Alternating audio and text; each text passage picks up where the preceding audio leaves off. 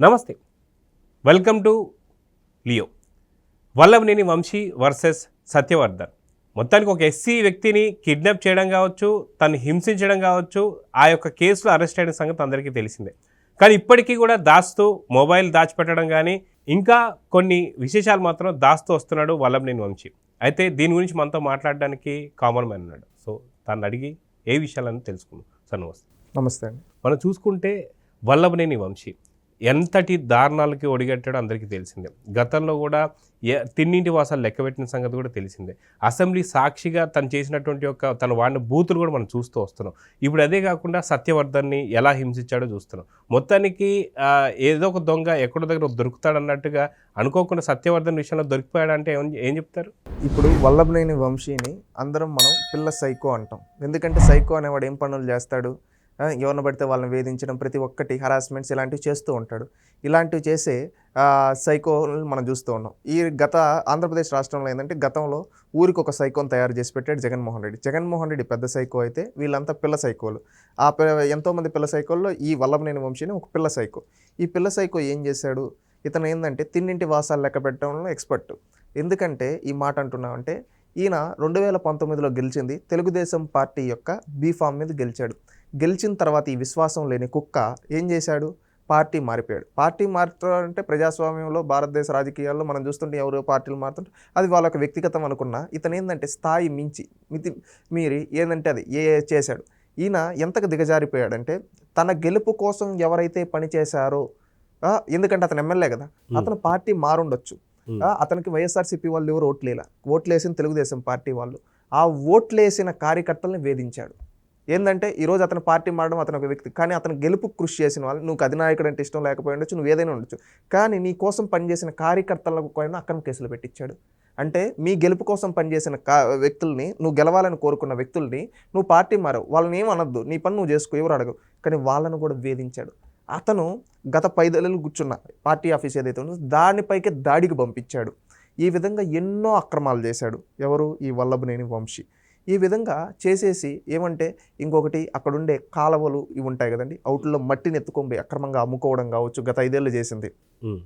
సెటిల్మెంట్లు చేయడం కావచ్చు, వేధింపులు కావచ్చు, ఈ విధంగా చేసేందంటే అన్నీ కాదు, 1000 కోట్ల స్కాములు చేశాడు. ఎవరు? ఈ వల్లభనేని వంశీ లాస్ట్ 5 ఏళ్ళు.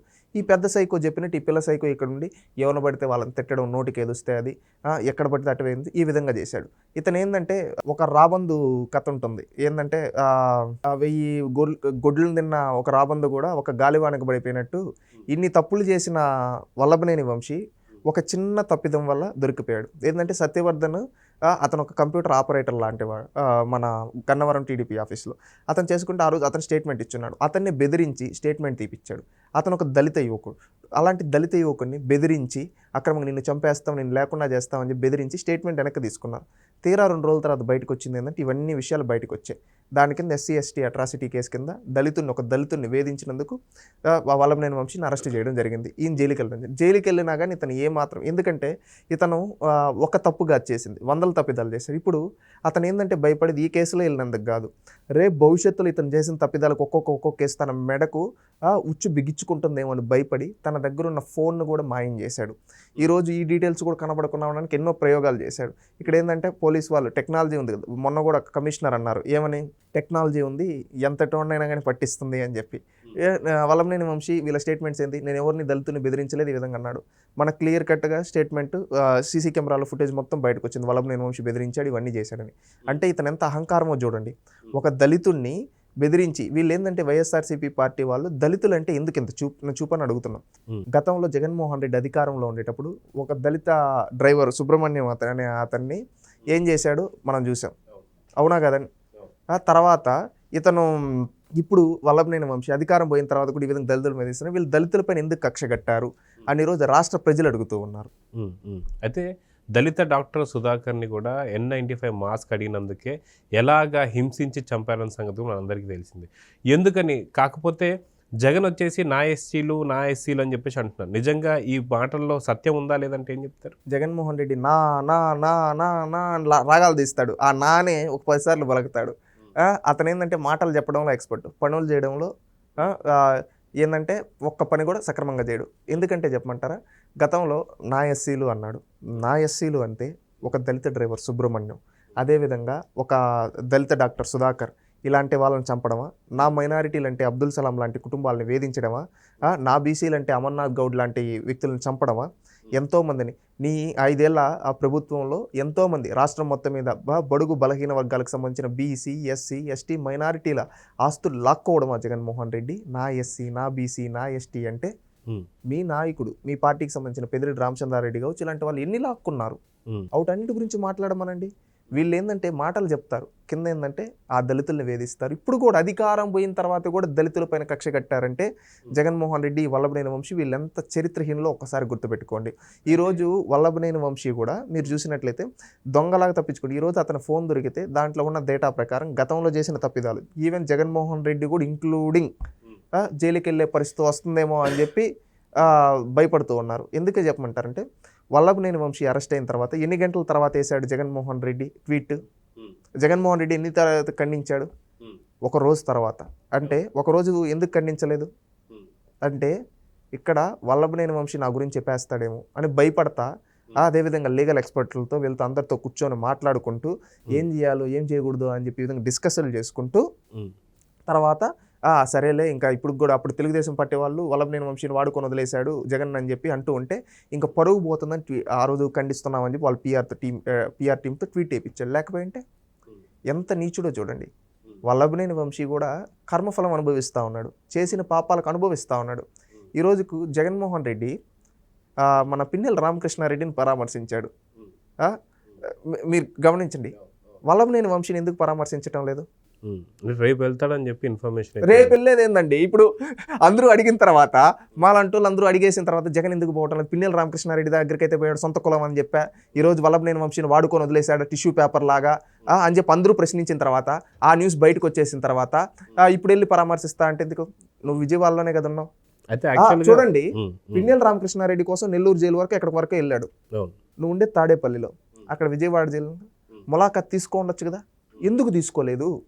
ట్వీట్ చేయడానికి ఒకరోజు టైం తీసుకున్నావు, పరామర్శించడానికి ఇన్ని రోజులు ఎందుకు పడతా ఉంది? వాళ్ళ కుటుంబాన్ని కూడా కనీసం పరామర్శించలేదు అంటే ఇక్కడ ఏం చేస్తున్నావు నువ్వు? వాడుకొని వదిలేశాడు. అయితే ఇక్కడ ఎప్పుడైతే అరెస్ట్ చేయడం జరిగిందో, అరెస్ట్ చేసిన వెంటనే ఏదైతే వైసీపీ నేతలందరికీ కూడా జగన్ నుంచి ఒక ఆదేశాలు వెళ్ళాయని చెప్పి ఇన్ఫర్మేషన్ ఉంది. ఏంటి అంటే, సత్యవర్ధన్ కేసులో అరెస్ట్ అయినటువంటి ఒక వల్లభనేని వంశీని ఎవరూ పట్టించుకోవద్దు, ఎందుకంటే ఇది దళితులకు సంబంధించిన కేసు కాబట్టి, ఇప్పుడు అసలుకే మన అధికారం లేదు కాబట్టి మనందరిపైన కూడా ఇష్యూస్ వచ్చే అవకాశం ఉంది, సో దీన్ని పట్టించుకోవద్దు అని చెప్పేసి అన్న తర్వాత మళ్ళీ అది బూమరాంగ్ అయ్యి మళ్ళీ జగన్ ఎవరిని పట్టించుకోవట్లేదని చెప్పి వార్తలు వస్తుందేమో అని చెప్పి మళ్ళీ ఇమీడియట్గా రియాక్ట్ అవ్వడం జరిగింది. సో నిజంగా వల్లభనేని వంశీకి సంబంధించిన విషయంలో ఎలా చూడాలంటారు జగన్ వైఖరి? ఇక్కడ ఒక్కొక్కటి వీళ్ళు ఏంటంటే డబుల్ గేమ్లు ఆడడంలో ఎక్స్పర్ట్స్. ఇప్పుడు ఏంటంటే ఈ ఇష్యూలో కూడా సేమ్ ఇదే విధంగా ఆడుతున్నాడని నేను అనుకుంటాను. ఏంటంటే వల్లభనేని వంశీని వాడుకొని వదిలేసి ఈరోజు ఏది పడితే అది చేస్తే ఏమంటాం ఇతన్ని? మీరు ఆలోచించండి ఒకసారి. ఇంకొకటి మనం కూడా గుర్తుపెట్టుకోవాల్సింది, జగన్మోహన్ రెడ్డి స్పందించద్దు అని చెప్పాడంటే ఎందుకు స్పందించేద్దన్నావు? నీ పార్టీ నాయకుడు అయితే అంటే తప్పు చేశాడనే కదా. ఒకటి తప్పు చేశాడు, అపోజిషన్స్ అంటూ ఉంటే ఇప్పుడు ఏందో ఒకటి స్టేట్మెంట్ ఇవ్వాలి కాబట్టి ఇచ్చినట్టుంది, అంతే అండి, ఇంకొకటి లేదు. సో మొత్తానికి రేపు పరామర్శించబోతున్నాడు కాబట్టి ఎలాంటి మాటలు మాట్లాడే అవకాశం ఉంది? జగన్ నిజంగా ఒకవేళ వంశీని కలిసిన తర్వాత నా గురించి చెప్పొద్దు, ఎందుకంటే గతంలో కూడా మనం చూసాం, పిన్నెల రామకృష్ణారెడ్డిని కలిసినప్పుడు కానీ నందిగామ సురేష్ని కలిసినప్పుడు కానీ వీళ్ళిద్దరితో చెప్పిన మాటలు ఇవే కాబట్టి రేపొద్దున ఇదే చెప్పబోతున్నాడా వంశీ కంటే ఏం చెప్తారు? తప్పకుండా అదే చెప్తాడేమో అనిపిస్తుంది. ఎందుకంటే దొంగ దొరికిపోయిన తర్వాత నా పేరు చెప్పొద్దరా అంటాడు. ఈడేంటంటే తన చుట్టూ ఉండే దొంగలందరూ దొరికిపోతూ ఉన్నారు. ఫస్ట్ పిన్నెల రామకృష్ణారెడ్డి కావచ్చు, నందిగామ సురేష్ కావచ్చు, ఈరోజు మనోడు వల్లభనేని వంశీ కావచ్చు, రేపు ఇంకొకరు కావచ్చు. ఈ దొంగలందరూ దొరికిపోతే కొంతమంది అంటా ఉన్నారు సంథింగ్ అక్కడ ఎంక్వైరీలో వీళ్ళ పేర్లు చెప్పేసి వచ్చారు, వాళ్ళ పేర్లు చెప్పేసి వచ్చారని. ఆ విధంగా వాడికి ఎక్కడో ఒకటి ఆశ ఉంటుంది కదా. ఇప్పుడు వల్లభనేని వంశీకి తెలియదా, నేను అరెస్ట్ అయితే కనీసం 24 గంటల వరకు జగన్మోహన్ రెడ్డి కనీసం స్పందించడం కూడా లేదు, కనీసం నా కుటుంబం నా దగ్గరికి రాలేదు, పిన్నెల రామకృష్ణారెడ్డి వాళ్ళ కులం వాళ్ళకైతే వెళ్ళిపోతాడు, నన్ను వాడుకొని వదిలేసారు టిష్యూ పేపర్లా, నాకెందుకు వచ్చిన కర్మ, నేను కూడా జగన్ పేరు చెప్పేస్తే పోదా, అన్నీ చేయించి దెబ్బలు మాత్రమే ఉంది అలా అని చెప్పి సరే అని చెప్పి ఎక్కడో ఒక దగ్గర ఇన్వెస్టిగేషన్లో చెప్పేస్తాడు. జగన్మోహన్ రెడ్డి దగ్గర వచ్చి అన్న చెప్పనులే అన్న, సరే అన్న అంటాడు.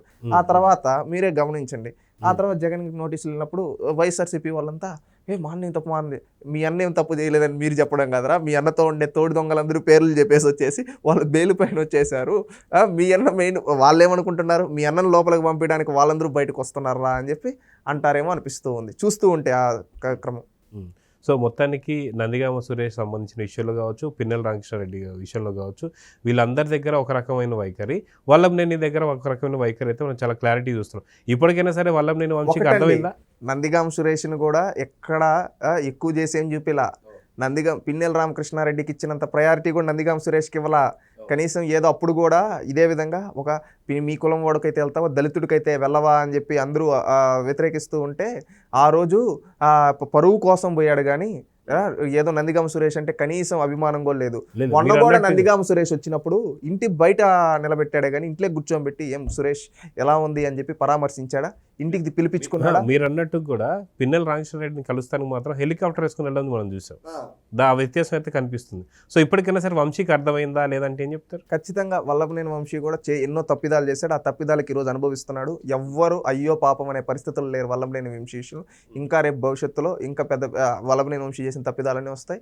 అతనికి ఏంటంటే అతని తలరాత ఏంటంటే అతను చేసిన తప్పిదాలే అతని మెడకు ఉచ్చేయి కూర్చున్నాయి. కాబట్టి భారతదేశ ప్రజాస్వామ్యంలో న్యాయం గెలవాలని కోరుకుంటున్నాం. ఏంటంటే ఇలాంటి తప్పులు చేసే వాళ్ళకి శిక్ష పడాలని కోరుకుంటున్నాం. వల్లభనేని వంశీకి శిక్ష పడాలి. సో చూద్దామండి, ఖచ్చితంగా మీరు అన్నట్టుగా ఏదైతే న్యాయపరంగా తనకి పడాల్సిన శిక్షలు అయితే అతి తొందరలో పడాలని అయితే కోరుకుందాం. నమస్తే. Please subscribe to Leo News for more videos.